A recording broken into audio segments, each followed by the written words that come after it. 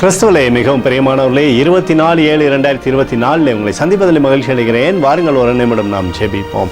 அன்பு தகப்பனே, இன்றைக்கும் என்னுடைய பாதுகாப்புக்காய் ஜெபிக்கும்படி என் தேவனுடைய சமூகத்தில் வருகிறேன். என் தேவனுடைய நன்மையானது இவருடைய வாழ்க்கையிலிருந்து செயல்பட்டோம். அப்பா, உடைய கிருபையானது இவருடைய வாழ்க்கையிலிருந்து அற்புதத்தை வழிநடத்தும்படியாக ஜெபிக்கிறேன். உடைய மகிமையின் பிரசனம் எப்போதும் இவரோடு இருக்கட்டும். எல்லா பொல்லாப்பு நாசமோச விலைக்கு இவரை நீங்கள் பாதுகாத்துக் கொள்ளுங்கள். செல்லக்கூடிய இடத்துலெல்லாம் உடைய பாதுகாப்பின் அரண் இவரோடு இருந்து செயல்படுவதாக.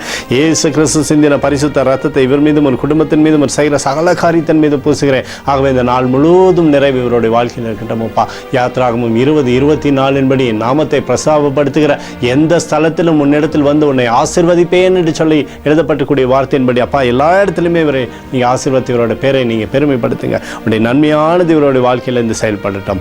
ஆசீர்வதித்து விடுதலை கொடுங்க. இயேசுவின் நாமத்திலே ஒப்புக்கொண்டு ஜெபிக்கிறேன் நல்ல பிதாவே, ஆமென்.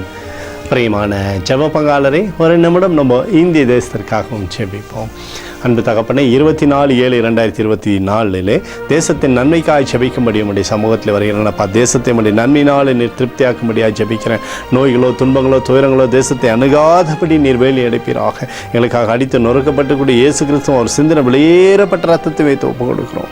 அத்தோடு இந்திய தேசத்தில் எழுப்புதலை தரும்படியாக ஜெபிக்கிறேன். எழுப்புதலை தருவீராக, எழுப்புதலை தருவீராக, எழுப்புதலை தருவீராக, எழுப்புதலை எங்கள் கண்கள் பார்க்கும்படி நீர் ஆசீர்வதிக்கும்படி ஜெபிக்கிறோம்.